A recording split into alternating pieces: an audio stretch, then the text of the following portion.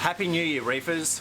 Today we've got the first video of 2020 and it's a big one. It's the SPS Mothership. We're going to do the lights and we're going to get the chiller set up. So welcome to 2020 and welcome to the SPS Mothership.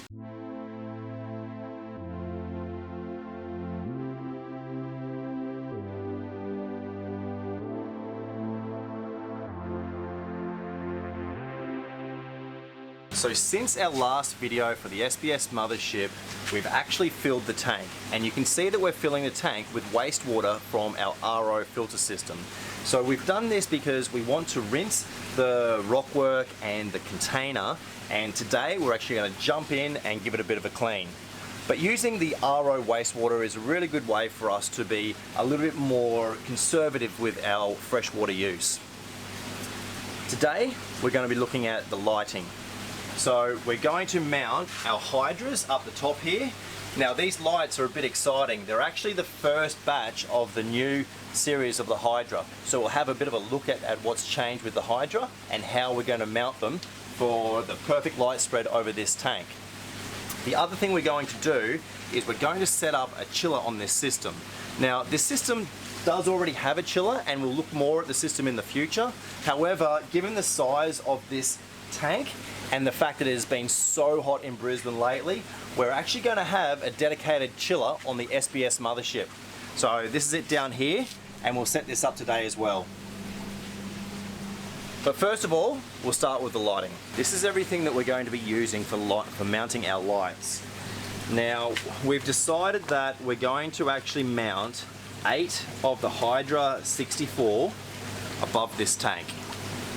However, today we're only going to install 4 of the hanging kits and 1 of the lights, and in the future we'll add the other 4 hanging kits and the other 7 lights, but we're going to do it in stages. So today we're just going to start with a single light unit. So let's have a look at how we're going to mount our 8 Hydra 64s. Given the shape of the structure that we're working with, I believe that the best option is going to be to have 2 rows of 4 end to end.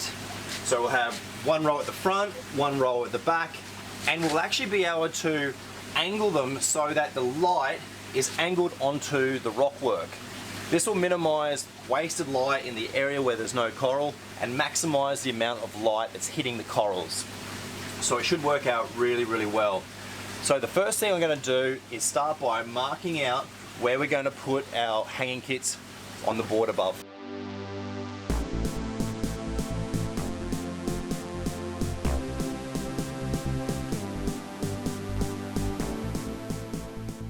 So this should work out quite easy. I'm going to start with a row which is 100mm from the inside of this beam and 100mm from the inside of this beam. So it'll be pretty simple to do.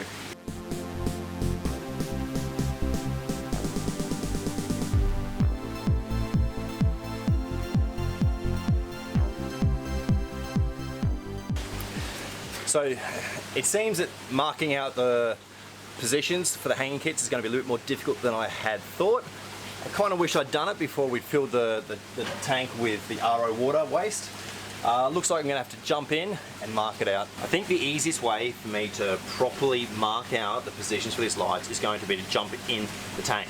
Now I have to get in this tank very soon anyway because we're going to siphon out the bottom, so I might as well get this over and done with and mark out these lights.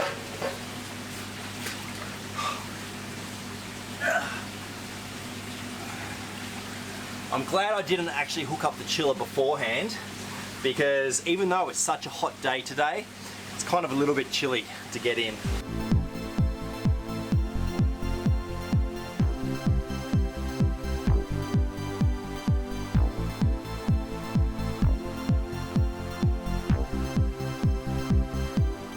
I'm starting to really enjoy swimming in this tank.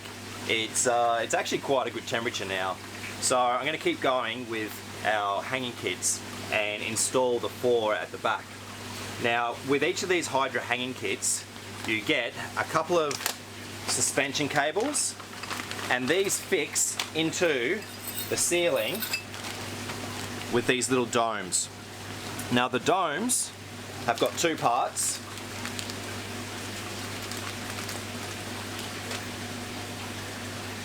And this bottom section, the top section screws onto it, but this bottom section is what we're going to screw into place at each of the 8 points we've marked out for the 4 rear lights. So I've got a pack of screws, I've got the cordless drill, and we'll attach these 8 mounting points.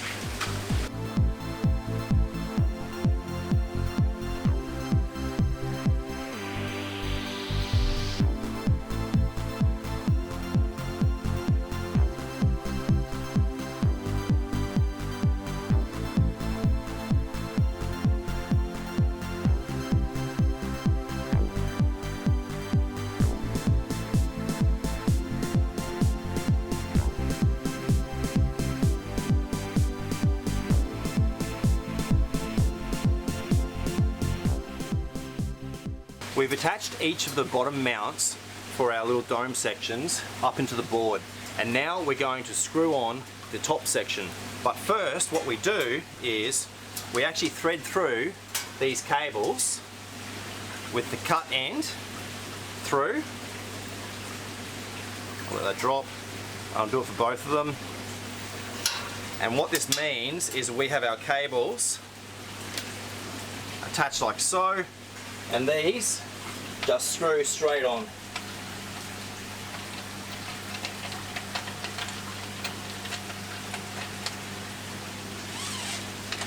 So you'll notice with the spacings that I've got for these lights, we have a 14 centimeter space, then a 25 centimeter space, then a 14, then a 25. So the distance between the suspension point on the light is actually 25 centimeters. So this is one light here, space, another light here.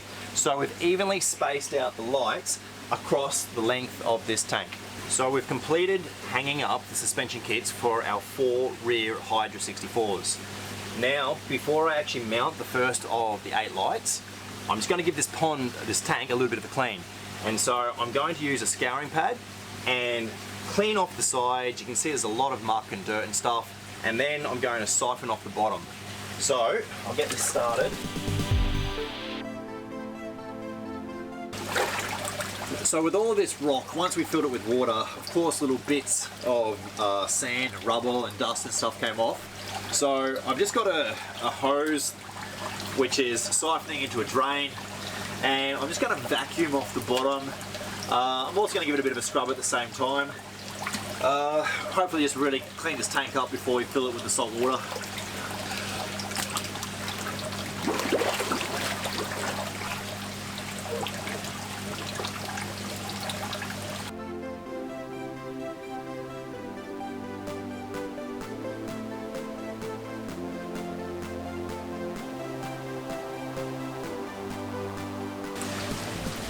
The tank is pretty clean now. I'm happy with how that went. I was able to get right around and fully clean the dirt off the sides, siphon out as much of that like sand and stuff as possible. It's also good that I know that it's going to be very easy in the future to get in here, and I've left enough space with the aquascape that I can easily move around in here, and I'll be able to position corals down the back very easily. So that's a very important thing for me. I need to be able to fully reach every section of this tank, and I can do so. So I'm going to leave this hose draining. I'll probably leave this RO waste filling into here. It's not going to hurt. It normally just goes down the drain or onto the garden anyway. So I'll jump out of this and we'll put the light up. I can't wait to see the first of the Hydra 64s and have a look at their interface and see how they work. So now we've finished all of the wet work, we can get into looking at this new light, because I'm very excited. This is the first one of the Hydra 64s that I've actually been able to use on my own tanks. So let's open it up and have a look. So it looks very similar to the Hydra 52s, although one thing that I notice is that it doesn't actually have a removable cord from the back, but that's all right. We've still got our same connection points to our hanging kit. So we'll get this hanging on the tank and then we'll play with the light and look at the interface.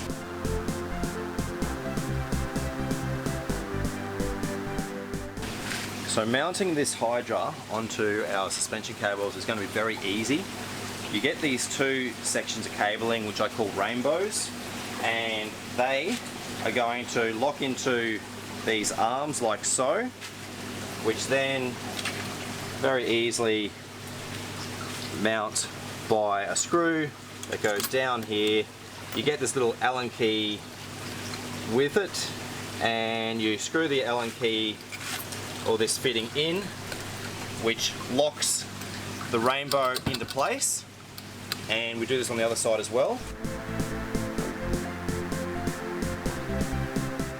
Probably the only trick I can suggest when you're doing this is to have a look at these two parts. I always have the hole where the wire is going to thread through and out of facing inwards. You could face them both outwards, but I think it always looks better when they're facing the same way. So this makes it very easy for us to attach it to our suspension cabling. So I'm going to mount this light here. So that's one light there.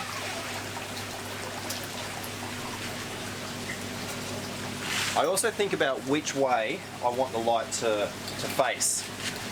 The cabling, really in this case, it needs to go towards the back. So I'm going to face the light this way, which means that this cabling will go through the left side, like so, and you can just pull it through.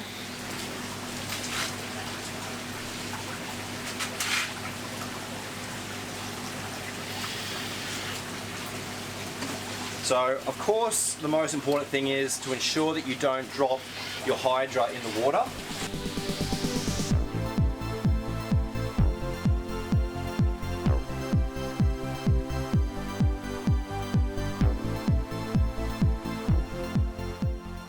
Just so I can ensure that I don't end up with this cable falling in the water, I'm going to unravel it and just feed it down the back of the tank, just so it's got 0% chance of getting wet.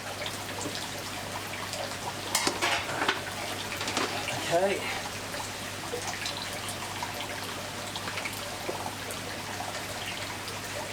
So this is about the height that I want to run these Hydras.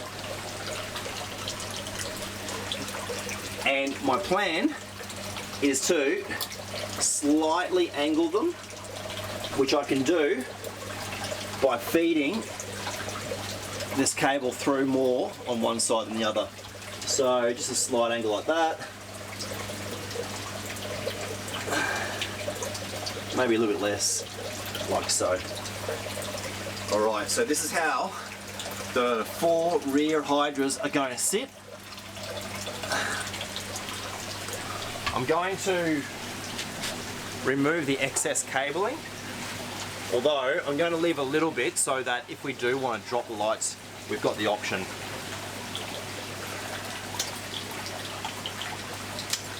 That should give us enough play. Okay, so now we're looking at the light. We're going to set it up with the new interface, which is Bluetooth as opposed to Wi-Fi like the older models, the 52s. So we've just gone into our app and I'm going to add device. The important thing is with the new Hydras, you actually select the third option, the Nero or AI light. So we'll hit that. We're going to create a new tank. It's going to be called the SPS Mothership. Hit next. This is a good thing about this interface, is that it's very, very quick. You can see that the Hydra 64 is already there. So we're going to select that light for our group. Go to next. Hydra 64, it's up to date. We go next. Connecting to the device.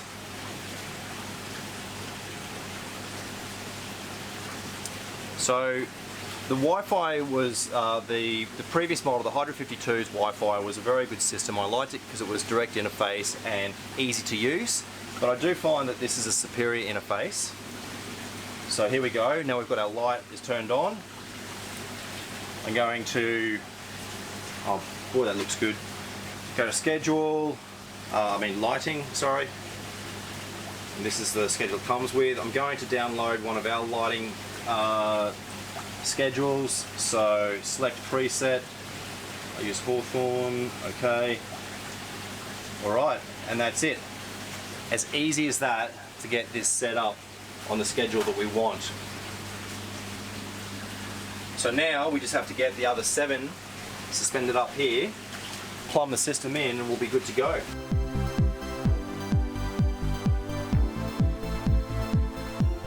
So there's really not much to setting this chiller up.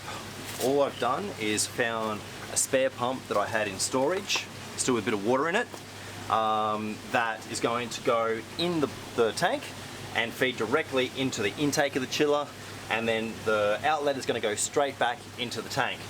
The one thing that I have done is made sure that I've picked a pump which has got the same size hose tail to the chiller, so I can use the same size hose the whole way. It does have the disadvantage of having a narrow intake because it was previously used in line, so hopefully I'll find a cage or something in the future. This tank is not going to have fish in it anytime soon, and the fish which I have in mind for it are going to be quite large, but before I put any fish in here I'll have to make sure that I fix this. But for now this will do for our chiller. So I'll just cut the size of the hose and I'll hook it up and get it running.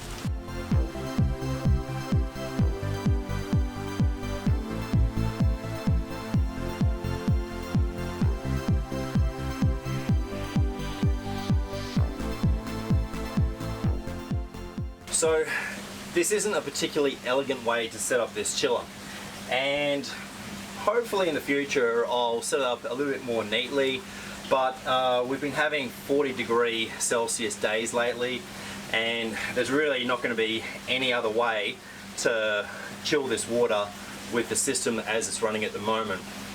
Something we'll do in the future is we'll have a look at the rest of the system, and we're going to completely redo the sump. So maybe when that happens we might have a better way of chilling it, but for now this halier will do the job.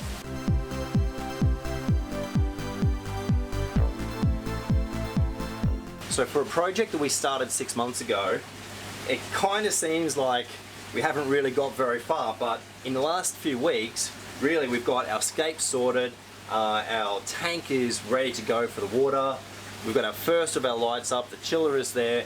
Really all we have to do is get the plumbing into the system sorted, and then we can fill it with salt water and we'll be good to start adding corals.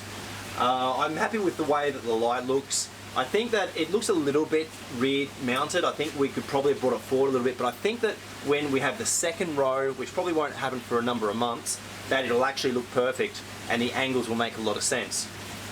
So this is the SPS Mothership, and it's finally coming together.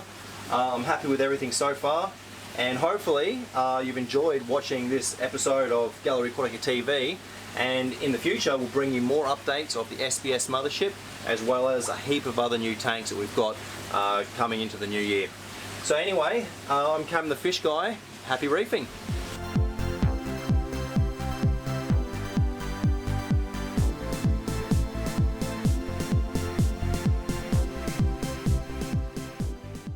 So that's our video for today. If you enjoyed it, hit the like button, hit the subscribe as well. We'll be putting out videos every week showing a new tank with new products. There's going to be lots in all the videos. I'm Cam the Fish Guy, and keep on reefing.